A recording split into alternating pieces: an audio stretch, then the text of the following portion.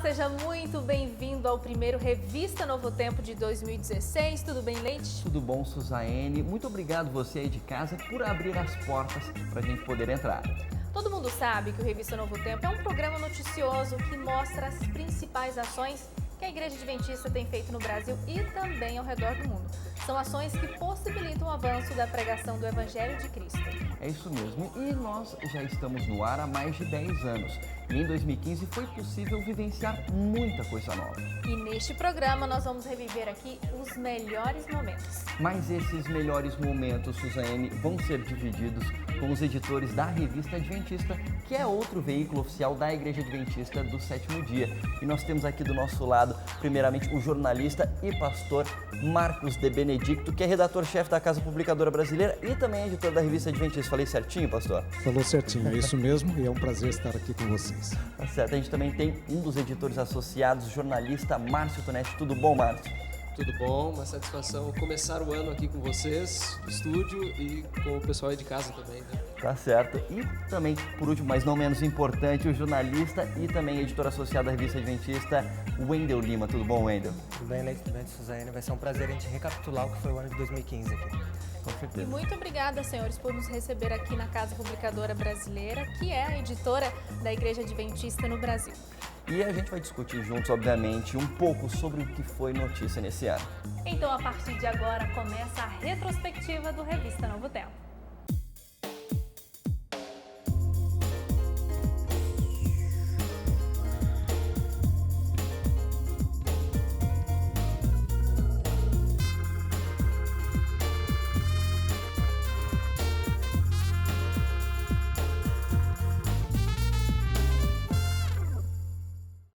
Para abrir o programa, nós gostaríamos de relembrar o principal evento da Igreja Adventista em 2015, a Assembleia da Associação Geral. E antes de começarmos a nossa conversa, veja o que significa essa reunião para os adventistas de todo o mundo. Milhares de pessoas, gente que vem dos mais distintos países, representantes de nações espalhadas pelos 5 continentes do planeta Terra, reunidos em uma só cidade, milhares que simbolizam milhões.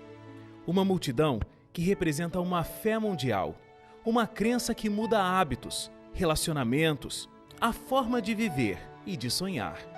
Afinal, aquele que assume a crença adventista do sétimo dia para si, não apenas vive de maneira diferente, mas sonha de uma maneira única.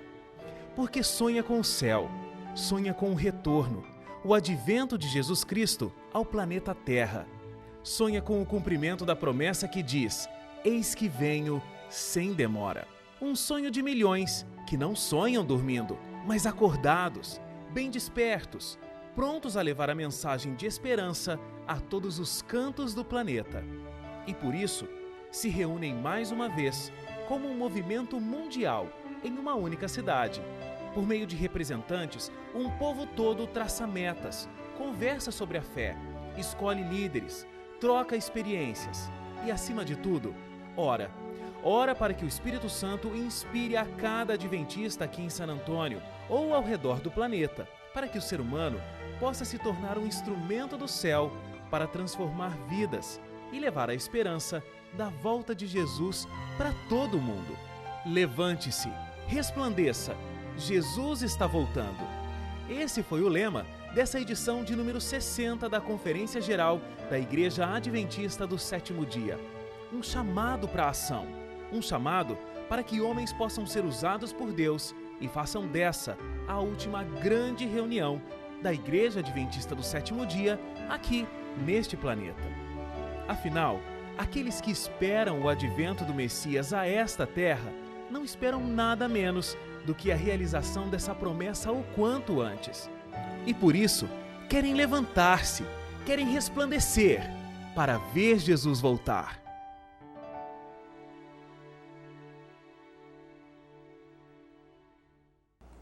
Um evento grandioso que movimentou a cidade de San Antônio, os veículos de comunicação da Igreja Adventista e também, é claro, os fiéis do mundo todo. Eu começo perguntando aqui para o pastor Marcos. Essa reunião foi muito importante, né, pastor? Porque mostra que a igreja é uma igreja democrática, é uma igreja solidificada, não é isso? Isso, esse é um dos principais eventos da Igreja Adventista Ele começou ocorrendo de ano em ano, depois mudou para de 2 em 2 anos, e desde 1970 ele ocorre a cada 5 anos. E adventistas do mundo inteiro se reúnem numa cidade para celebrar o crescimento dos últimos anos e também para escolher os líderes da igreja. A igreja começou assim um pouco, não gostando muito de organização. O pessoal tinha um espírito muito focado na liberdade e não queria tirar a flexibilidade e a liberdade do pessoal. Mas depois, em 1863, a igreja foi organizada e hoje em dia, então, ela tem uma estrutura muito grande, muito forte, uma estrutura global, está presente em quase todos os países do mundo, e esta é uma grande celebração que reúne pessoas, às vezes 70 mil pessoas de todo o mundo, e é interessante que, lá no comecinho, 3 líderes principais da igreja que eram escolhidos, que eram o presidente, o secretário e o tesoureiro, ainda hoje eles são eleitos nessa assembleia. Eu imagino que é como se fosse um grande evento esportivo reunindo pessoas de todos os lugares. E normalmente é num local esportivo, num grande ginásio, numa grande arena que ocorre esse evento. Mas tem uma diferença. Esse pessoal vai lá para celebrar Deus, para celebrar a fé, o crescimento. E é muito bom estar presente com todo esse povo ali. Agora, só um acréscimo, pastor, acho que fica bem interessante de notar num evento como esse, que a Igreja Adventista do Sétimo Dia, ela não tem um dono, não é? Afinal de contas, essa reunião existe para ter definições que partem de representantes da igreja, de fiéis da igreja do mundo todo que se reúnem lá, porque não tem alguém que decide por todo mundo. Existe, obviamente, um presidente que tem a sua representatividade, mas ele não manda na igreja, né? Não, ele não manda. É uma espécie de democracia representativa. Nós encontramos alguns sistemas de liderança de igreja. Tem um sistema papal, digamos, sistema episcopal, em que os bispos lideram a igreja. Temos também o sistema chamado congregacionalista, em que as próprias congregações é que decidem, e o sistema representativo. E a Igreja Adventista, com seus 18 milhões e meio de membros ao redor do mundo, é um sistema maravilhoso, que é uma igreja que cresceu muito, mas ainda conserva essa proximidade entre as pessoas, e isso cria um clima maravilhoso numa reunião como essa. Agora, Wendel, me diz uma coisa, durante essa reunião foi verificado, foi notificado algum problema, alguma preocupação? Certamente, a cada assembleia são apresentados relatórios das mais variadas áreas, mostrando o crescimento, os desafios da igreja. Então nós temos desafios, por exemplo, na questão do discipulado dos novos membros, na questão da apostasia, nós temos desafios na questão do crescimento da igreja no chamado norte global, ou seja, nos países envolvidos. Mas uma coisa que chamou a atenção, um dos números que chama a atenção, é que dos 2.600 delegados que nós tivemos, representando 18 milhões e meio de adventistas, apenas 16% tem menos de 39 anos e 17% eram mulheres.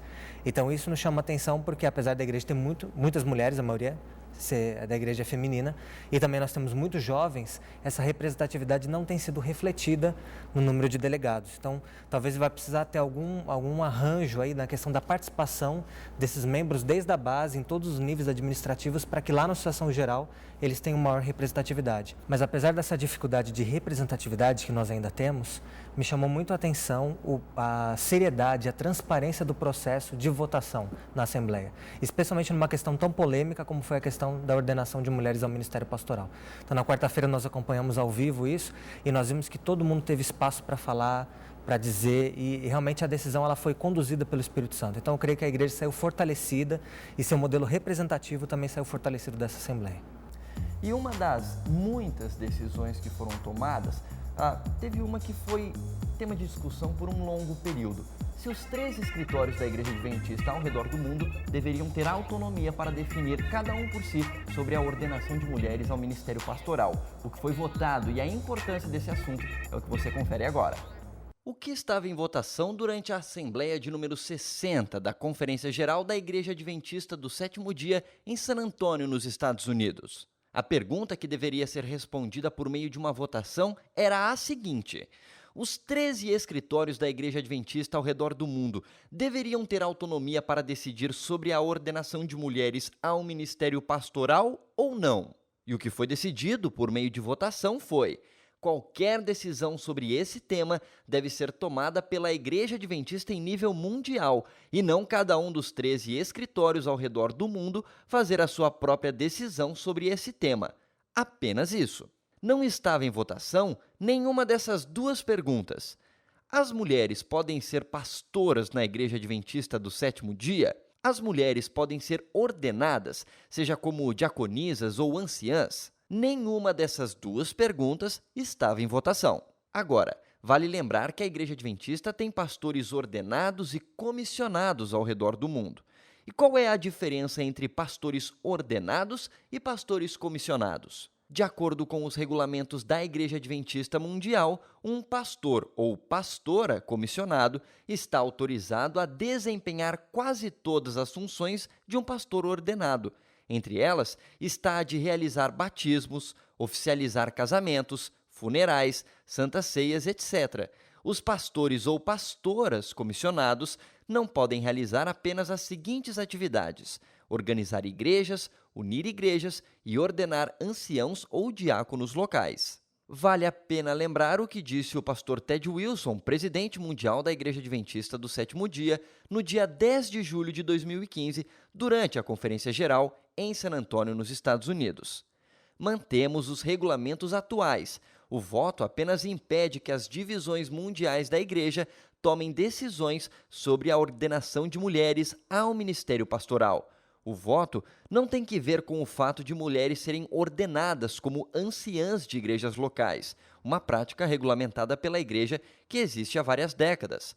O voto também não está relacionado a pastores comissionados que, de acordo com os regulamentos da Igreja, podem ser tanto homens quanto mulheres. Peço que os presidentes das divisões da Igreja Adventista esclareçam em seus territórios o significado do voto feito nesta quarta-feira. Assim sendo, as pastoras ainda não podem ser ordenadas.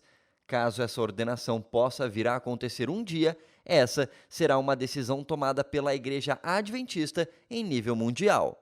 O Revista Novo Tempo agora vai para o intervalo e no próximo bloco vamos falar sobre tecnologia. Fique com a gente, são 2 minutinhos apenas.